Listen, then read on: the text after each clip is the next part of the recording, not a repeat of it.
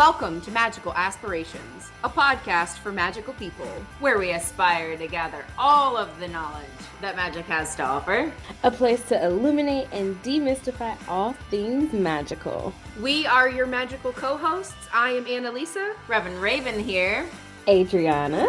Tune in every Tuesday where we're dropping new episodes every week about our own personal magical stories. Have a spanking good time. And sprinkle some interviews in between. There is so much magic here. Keep coming back every week. Stay magical. Stay magical. Stay magical.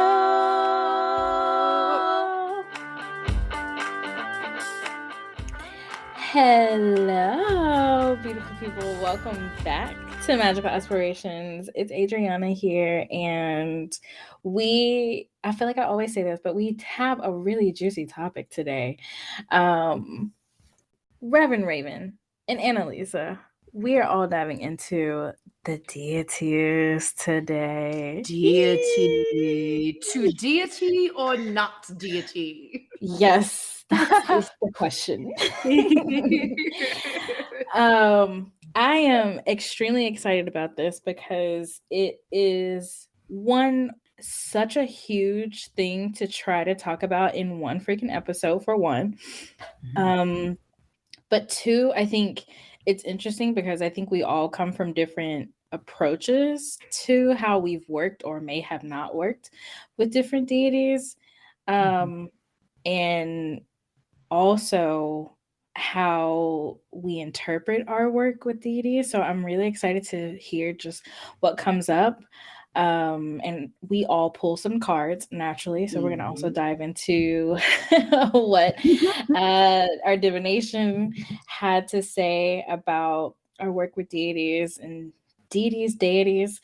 And without further ado, before I continue to ramble, let's just do it. Let's just do the thing.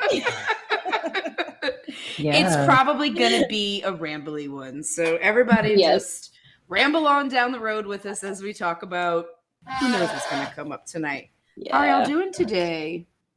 I feel really floaty. Yeah, spacey, a little tired. I am also really interested to see what you guys have to say about this. I don't know if this is a topic I've ever delved deeply into with anybody other than my own self. Okay. Nice. So let's get into it. What do you have to say about working with one, multiple, none? Well, I want to start out with something here, just kind of a thought to ponder, that we as, society or as humans, when we started evolving enough to think about our place in the world, I feel like that is when people decided that there needed to be God or deity. There had to be something outside of ourselves that made the things happen around us. And so as I have been delving into, my studies and everything over the last 20 years, I'm a big fan of comparative religion, comparative mythology. I really enjoy learning about all of the different gods and goddesses that are important to different types of people, and then kind of comparing and contrasting them from one another. I find the archetypes really interesting. How cultures from all over the world that probably never had any kind of contact with one another can have the same archetypal figures. Very much agree with that. I think it is probably incredible just being able to think about even one, like almost every culture has some sort of deity that represents the sun or a moon deity or water spirits. And it's incredible to see how just because we had different languages, the stories are still similar. The powers, the things that they rule over are so similar. So I agree with the comparative love for the archetypes out there. How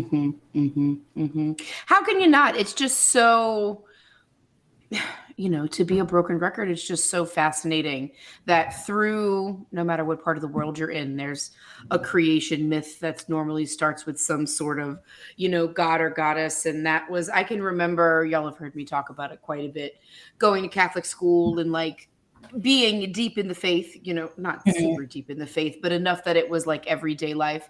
And getting that first book about Greek mythology and just kind of thinking, this makes a lot more sense. Like this just makes a lot more sense to have like not a specific, but for the seasons, like one of the same thing, y'all have heard me talk about it before too. The myth of Demeter and Persephone, like that's such a personification of spring and in the winter and all of that. It's just so, what makes people, like Becky, you were saying earlier, people have that moment to like stop and think of things outside of themselves. Where in like your personal journeys did y'all start to feel that connection? Because like that, through my struggle of like undoing the Catholicism and trying to solidify my own beliefs, I find myself waffling on what I believe in, where I believe in, how I believe in. I'm fascinated of how you guys kind of got to that point.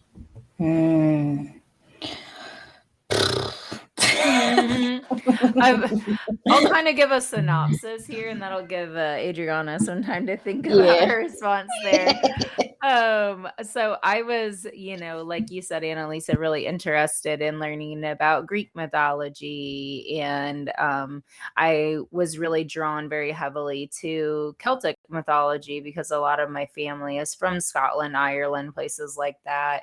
And so finding that connection with outside stories or beings. But then whenever I started to do more of a comparative study and looking at those similarities between the deities, it helped me to realize, like, now my personal belief is that God is within us. So it looks similar across all of these things because we are God. I love that. I love that. Yeah, I could not agree more. I think that's the core of my beliefs as well. I have been obsessed with deities for probably as long as I can remember. I love the story of the Greeks. I loved learning about the different saints and angels. And as I got older, I started studying more about Asian deities as well, and that was really interesting. And then I took a couple of courses with world religions, and I had this moment where we went to a Hindu temple, and I can't remember the name of the goddess there, but the goddess there, it was just incredible how the altar was just so beautiful, the music, the incense, and I felt so drawn to this goddess, and it threw me off a little bit because I'm like, oh no, I'm a Christian, I can't do this. But I took that as a sign, well, maybe there's something in her that is, like resonates with who I am or my own story or whatever the case may be. And turns out there was a lot of similarities between her story and kind of like what I imagine for womanhood. And then fast forwarding into my own spiritual journey, I was super obsessed with figuring out who did my ancestors worship prior to where we are now, being in the church. So that was like that ancestry whole. And then once I started figuring out, like, okay, this is where we come from, these are the gods and goddesses of that area, I started looking into those particular deities, and nothing really stuck except for a couple. And I tried to go into that study, and just nothing really sat with me, and I was never a devotee until a couple years ago, when I was really called to like, no, this is your home. And of course I will go deeper. So if it feels like I'm being skeptic, it's to build but also just like, a couple years ago is when it was like, this is where you need to study. This is where you need to put your roots. And so it's been a huge shift to not feel so floaty and to not feel like I need to consistently be researching different gods and goddesses, archetypes, you name it. So I'm really enjoying this space of home right now.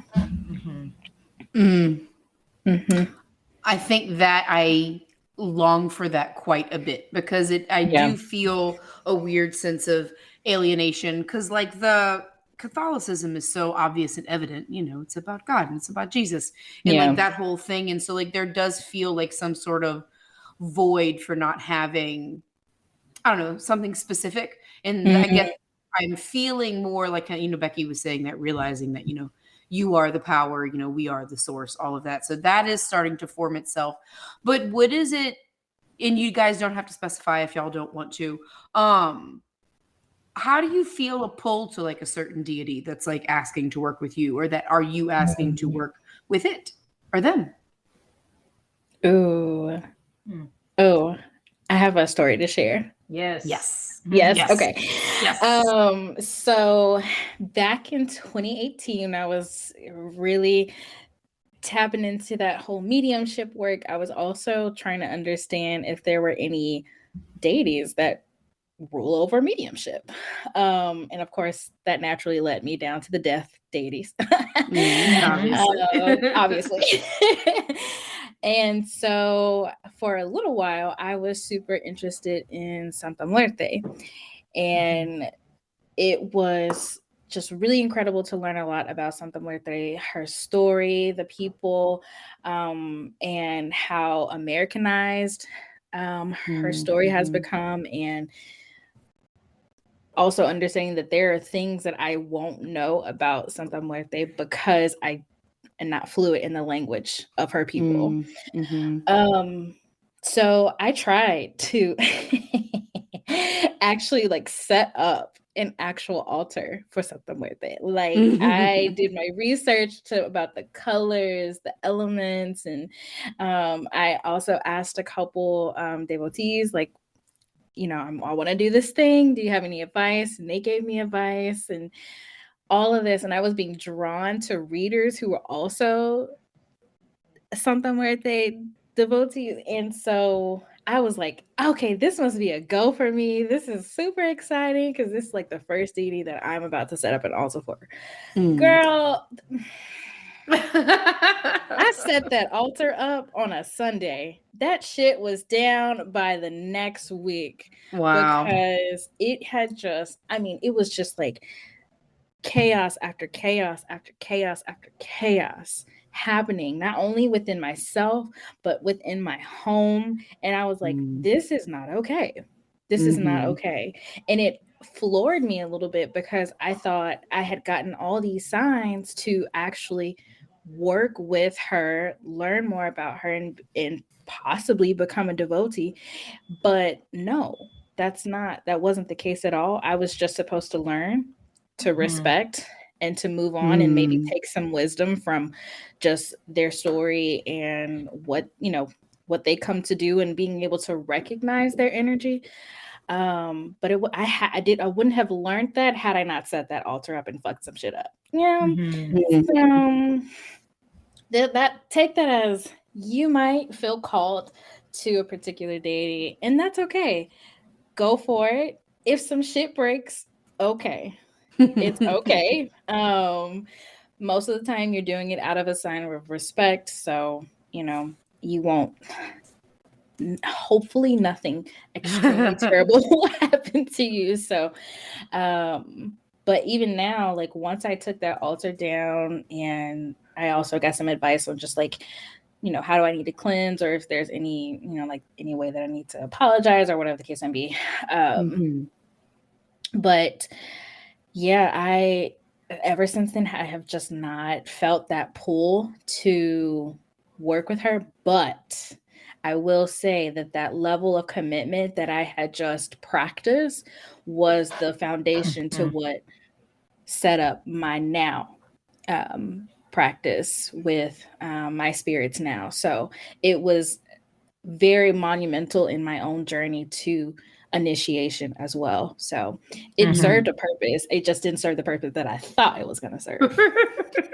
Yeah. So as I'm hearing you talk, it reminds me of, if you look back on being in a relationship with someone and it's not the right person that you're supposed to be with, but you learn these lessons about like how to communicate and what's important to you in a relationship and things like that, that even if you are working with the deity, that it's not really meant for you long term. You learn those lessons, like you said, of how to study and how to be respectful.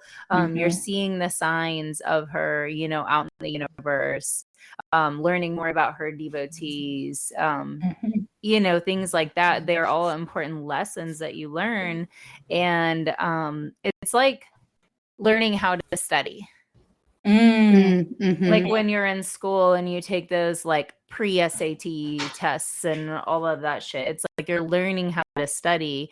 And I feel like any experience that you have with the deity, as long as, like you said, you approach it respectfully, that you can use it as a learning experience. I could not agree more. Yeah. But if you go into it prideful and you're like, oh, yeah, I'm going to be a devotee of this person because they're really powerful and big and I want to be the warrior and all of this stuff, you're going to learn a lesson in humility. Absolutely. The universe is going to be like, nope. Gotcha. Your ego is too big there, Yeah. Oh, God. To do that all over again. It's funny because I used to pick like usually like once a year on New Year's, I would cleanse my altar and then I would pick a different deity that I had been kind of called to like learn about for that next year. And I wasn't like a full, devotee of that deity, but I was, doing regular workings with them. I set a specific altar for them. I spent that year, really learning about them and working with them. And at the end of the year, a lot of times I had learned a lot about myself. And I learned a lot about how I work with energy and how I resonate with different things. So it was really a learning process about myself as I went. Absolutely. Yeah. I second that a lot. Even just studying the deities that some of are connected to my ancestors, but I don't personally feel connected to them, has been really eye-opening to just like, oh, okay, this isn't just because I don't feel it in my heart, I don't feel that soul tug. It's still something that's a part of me and I can just, take it, learn from it and move on. So, yeah.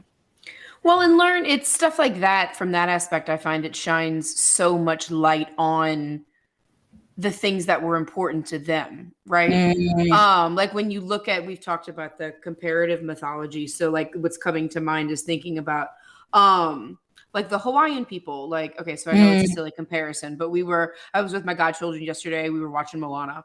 But the thing, you listen to the stories that they're telling about the volcanoes and the sea gods and the coconuts, like all of those things, like that's what's important to their culture. And like the same for like your ancestors.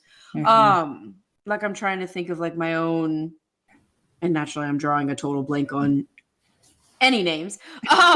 But it's, it's a fascinating show of how things have changed now for like the things that people focus on. Oh, what was that show that we were watching maybe a couple of years ago? The name escapes me because, sorry guys, I'm feeling real spacey. But anyway, like the gods of now are things like money, fame. Like that's an interesting tale that, I don't know, think 300-400 years down the road, that's a story that someone will be reading and compare to our time. Yeah, that made me think about like, who's going to be the technology god? Lord. Right. Yeah. Wow. So, Annalise, I'm interested. Do you feel pulled to any deities? Do you even know if you feel pulled to deities? At this specific juncture, I think part of why I bringing up this topic is because there is a project that I am working on that is going to heavily involve deities of all the different cultures. So I don't know at this time. The thing that I'm going to explore is looking into X project deity. I don't want to reveal too much because it's still very much in its infancy.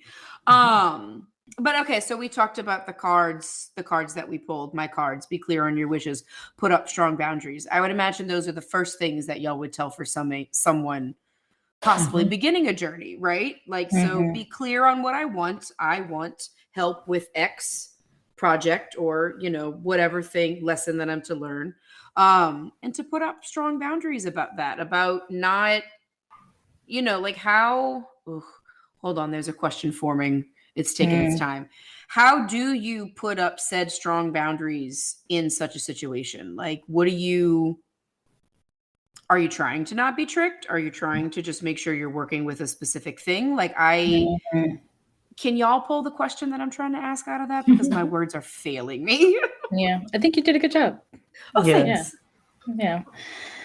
And then you're trying to set forth your intentions. And that's really important. Like you said before, you start working with anyone, whether that's a deity, that's a friend, that's, a romantic partner, that's a business partner, that's the saints, whomever it is, you have to set your expectations and your boundaries of the relationship. I think that's important, whenever you're working with different deities, is that you're setting that expectation of the relationship and you're setting boundaries. So, for example, you don't want to be waking up at 3 a.m. every day while you're sleeping. You need to set a boundary that you don't want to be, awoken with messages in the middle of the night. That is great advice. Solid. For sure. Because really I get woken up between 2:45 and like 3:20 every day. Every single night. Every single night. Okay, that is great advice. So absolutely. Yeah. So just setting your boundaries as well. And something that Adriana had posted the other day, with kind of all this chaotic eclipse energy is like, cover your head. Yes. I wore a hat all day yesterday and it helped significantly. Yeah. Thank you for the tip. Of course. I totally agree with that. I'm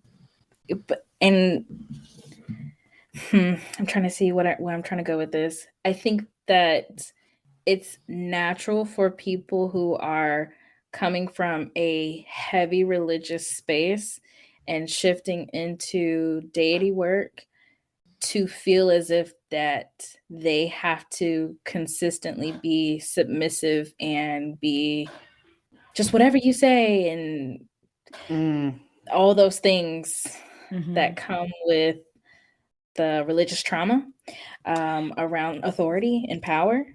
Yes. And while there are some things that you just, suck it up and just do the thing, that you still have authority over yourself. You still have agency. You still have agency. And that your first line of defense always is going to be your ancestors because they're the closest to you. And that you can connect with your ancestors, ask them petition them, all the things, but also don't feel as if you have to consistently be bowing down. I don't know how else to say that than just that. So there is a level of respect for sure, and different deities have their own level that they expect. I will say that for sure. And that's something that you learn. That's something that you learn. You're not just going to automatically know. So that comes with the boundaries piece too. But then also confirmations. Confirmations was huge for me. And multiple confirmations from multiple things, not just I'm going to pull a card and if this, please confirm that I'm supposed to work with this person. Like, no, get it from different areas. Like go to a reader who knows nothing about you. Go to like do an astrology, whatever you resonate with, but get your multiple confirmations, especially if you're starting out. But you know, like once you do it a few times, you'll have a good flow. And there's something else with the boundaries piece too. Do your research. Do your research. That comes with boundaries too. And not just research into that particular deity, but understand where they come from, understand how their world worked, I guess, in that area, that culture, whatever the case may be. Understand those elements and how those elements came into play. So, for example, the way people work, the coastal people work with water a completely different way than river people, for example. So really understanding the basic physical earthly elements connected to that deity, and that will also help you understand the boundaries in which you can work with that person, that deity, that archetype, spirit, whatever the case may be. Okay. No, I love it. I'm taking a bunch of really good notes. I want to echo off of that. Oh, that's okay. I want to echo off of that. A lot of my friends who are heathen and practice a Nordic path say that about working with our gods, is that we work beside them, that we are not subservient to them, but we work beside them. We're not begging them to do things for us, but we are petitioning and we are giving offerings as an exchange. So something that I've heard people say in the past is that spirits and deities, they live in the ethereal realm. And we as humans, we live in the physical form. And so what we have to offer is our physicality, is our humanness. And so we have something to offer them in addition to they have something to offer us. So again, it's a relationship, a give and take that we both are giving to receive something beautiful, and that we're working together instead of being seen as, you know, I'm a lowly human. I love that. Yes, that like hits my heart like a drum, especially because like Adriana was touching on earlier. I do think that tends to be where I feel sandpapery about it, is just because of the, you know, the stupid religious trauma that comes along with fucking Catholicism. It's so very frustrating. So I have something here. I have something here from my cards, since we're talking about our cards. I pulled from the Sacred Rebels Oracle deck that I have, and this deck is always like, okay, I thought I got it, but now I really fucking get it message. And the card that I pulled today is the last one in the deck, called Pandora's Gift. And I'm going to just read this because this really is powerful. There is a mythic woman, much maligned throughout history, whose name means all gifted. Pandora lives within us as our curious nature, yearning to conquer chaos, evil, and darkness with the light of knowledge. She is the hopeful voice of our soul that asks the questions, and in doing so, triggers the process that brings the answers. Sometimes it is through uncomfortable learning that we find our treasure. Pandora reminds us that the process of learning can take us to places that seem like the end of our world, and yet all is not lost. Even now, the light within you is stirring for new revelation, new life, and new adventure. Pandora is all gifted and all giving. Her presence invites you to forego your belief in judgment. Now is the time to surrender the misplaced guilt that you have brought upon yourself or another, some terrible happening. It is time to let go of the shame-based belief in punishment. This is a belief that you deserve to be brought to task over any perceived imperfection, or that your natural human journey somehow renders you inadequate. Pandora frees the soul from such torment. This is her gift. The human journey necessarily involves learning through experience. There's no shame in your learning process. Pandora's presence is the sign of a new time, a time to swap the notion of inherent shame for the acceptance of inherent divinity. From this moment on, how unstoppable you shall become. Sacred rebellion is happening within your soul as a powerful uprising towards liberation. You are breaking free from the weighty criticisms of the world, from the power games that bore you senseless, and from the insanity of sacrilegious priorities in the world. Dare to disobey anything and everything that is not divine. Pandora is the leader of your soul revolution. She defies the vicious judgments of history and all that has been said about her. She shrugs off misery, despair, and the weight of the world to recognize that she is the bearer of the true and beautiful light of peace, comfort, hope, and reassurance. With her oracle comes the realization that you too are a divinely defiant believer in hope, who shall cast off the works of anyone who seeks to torment you. As this shift takes place, you shall dare to look within your own being and find the light.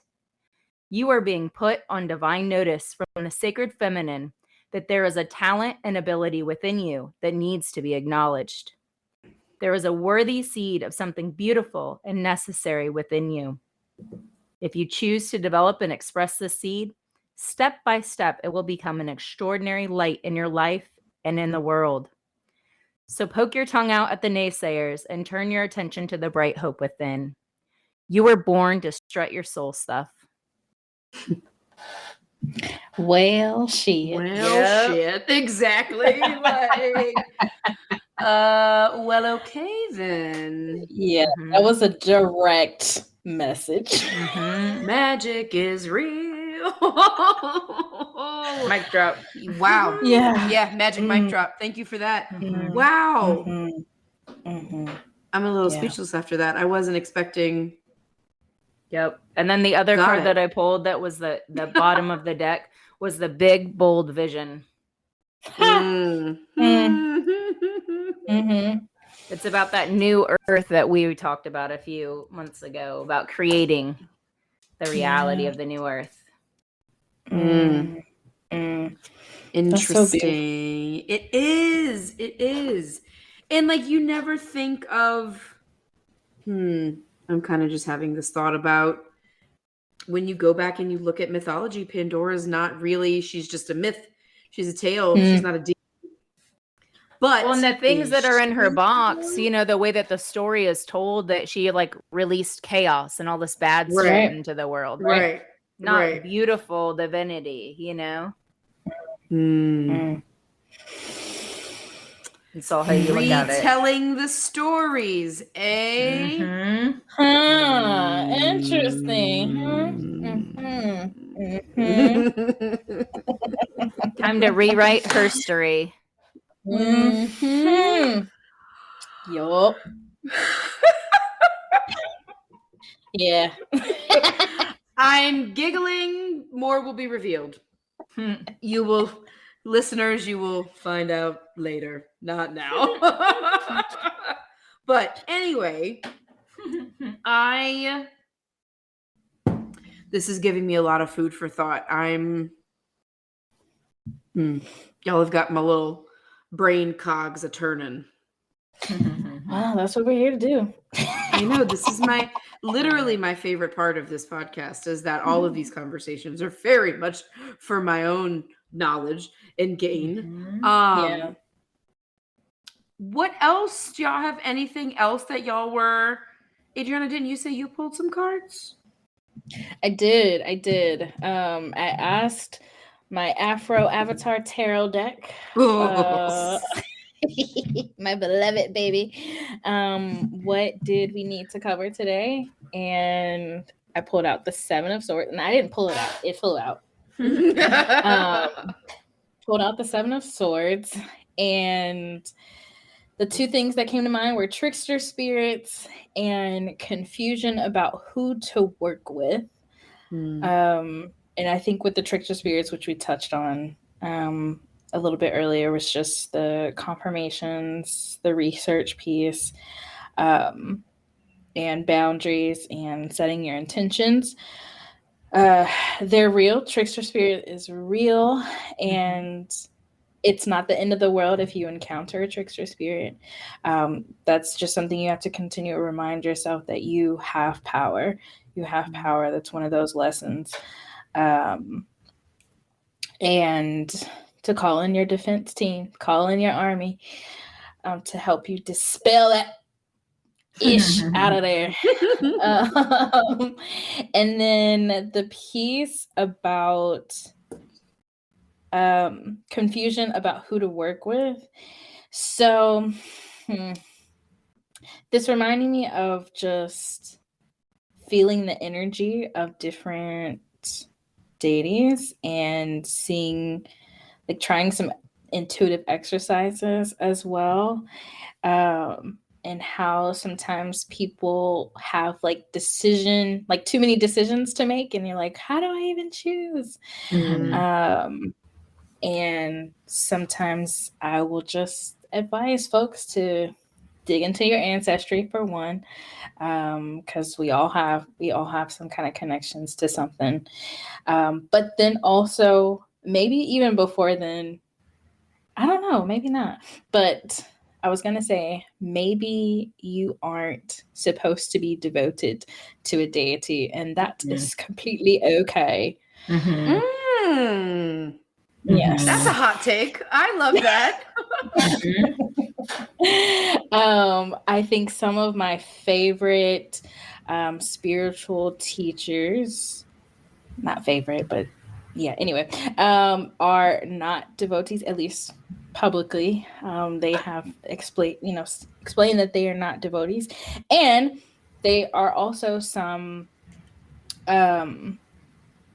folks who don't even believe in deities at all. They just understand the energy underlying these deities, and they choose to work with that energy. And so I think that is the kind of magic that I think is fascinating. Absolutely. Just the ultimate liberation in my mind. And so if you don't feel particularly called to one deity, it's not time yet. Don't force it. Please do not force it, because you will hurt yourself. And to also enjoy the ride along the way of learning who you're working with. So all of the research I did in all those different deities, and just to end up not working with any of them, still fueled where I am now and where I know I'm going to go in the future. So, and another thing about that confusion of who to work with, just work with nature spirits, like that's a thing. That's a thing. Being able to work with the elements, being able to work with different animal spirits and plant spirits, is also really awesome. And then there's a piece in there for all of the people who have gone through religious trauma and feeling like they need to. It's almost like, if I decide to work with this deity, I am actively deciding not to be whatever my previous religion was. And that is scary as fuck.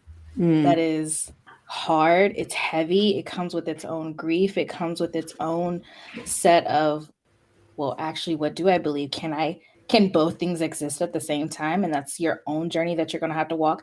No amount of research is going to get you to the answers that you seek, except you walking it, except you learning it and figuring that out for yourself.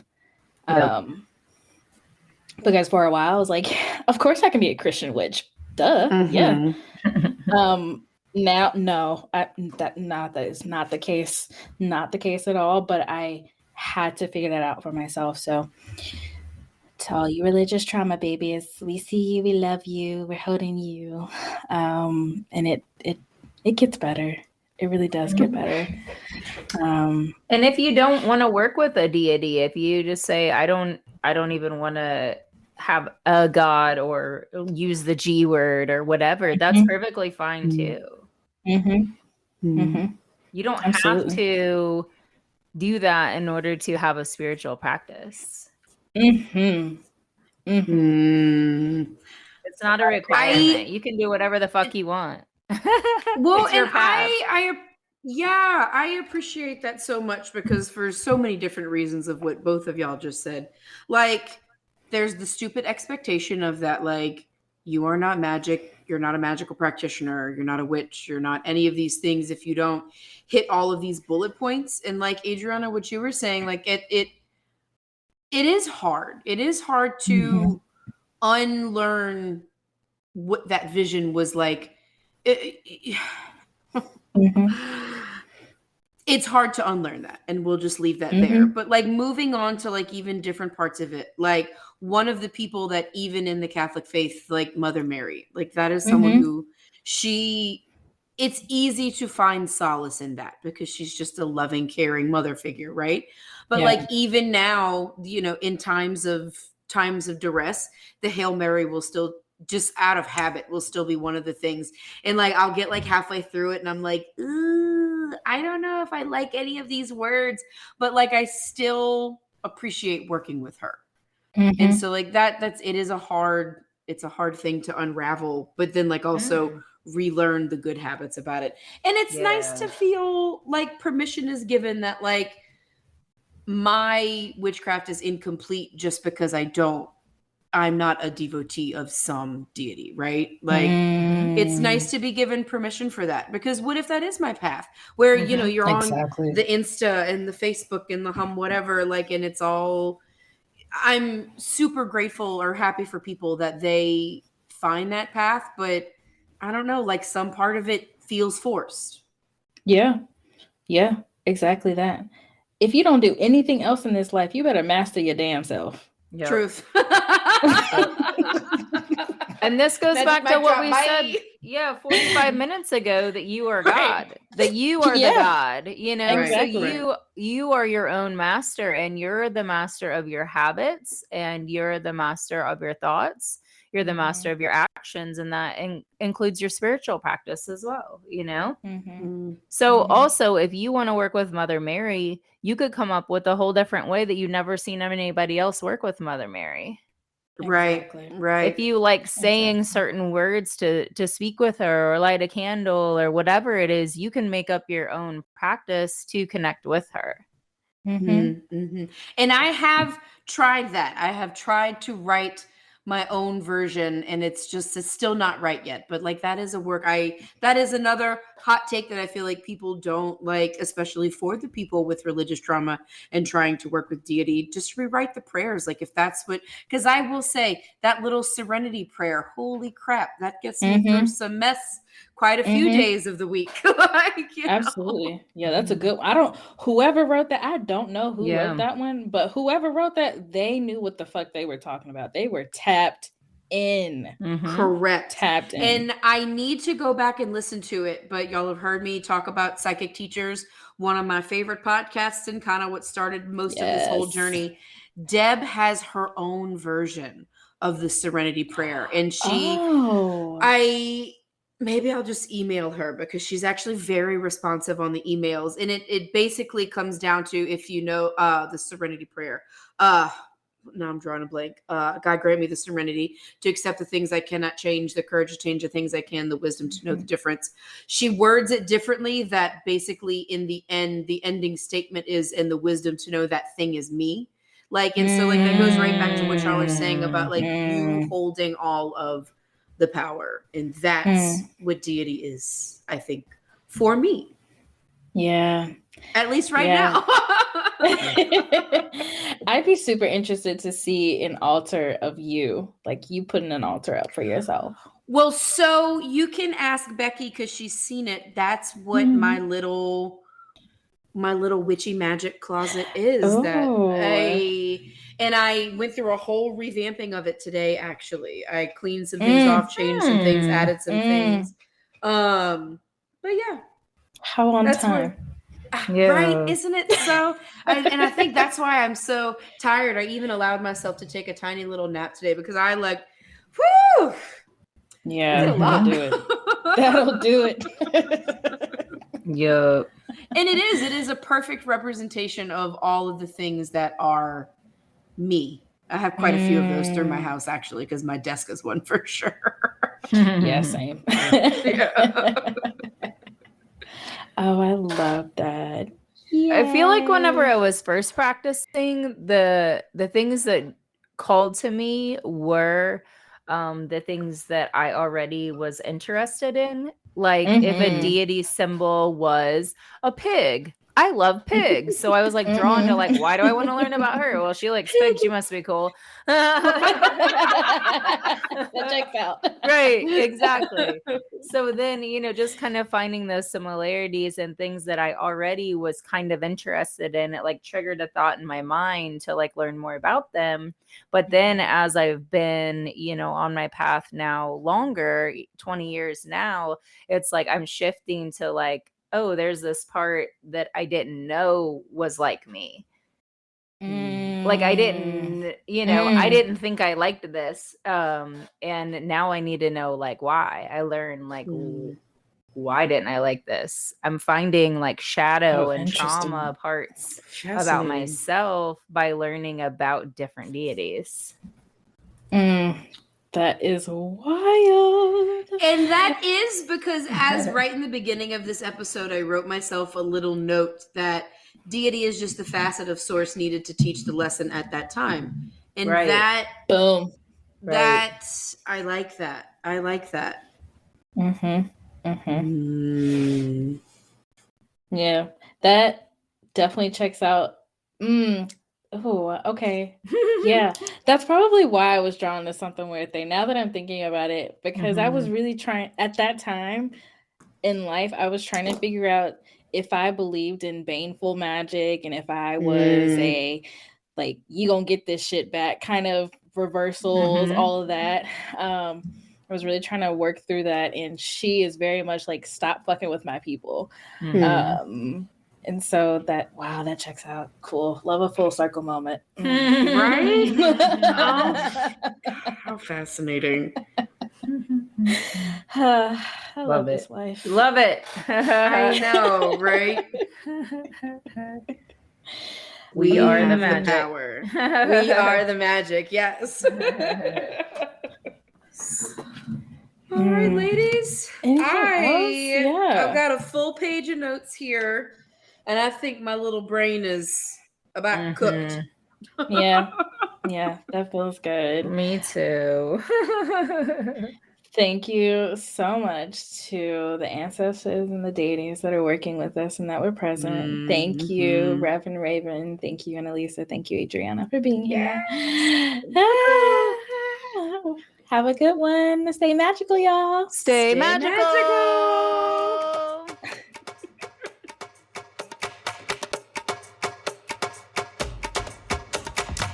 Thank you for tuning in to this week's episode of Magical Aspirations.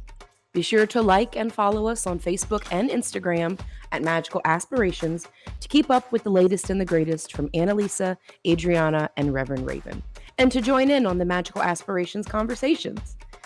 Come check out our website, magicalaspirations.com, to find bonuses from our guests, our Magical Aspirations blog, and to reach out to our magical hosts with questions, comments, reviews, or ideas for future episodes. We are so grateful for each and every one of you listening. Thank you again, and as always, stay true to your magic.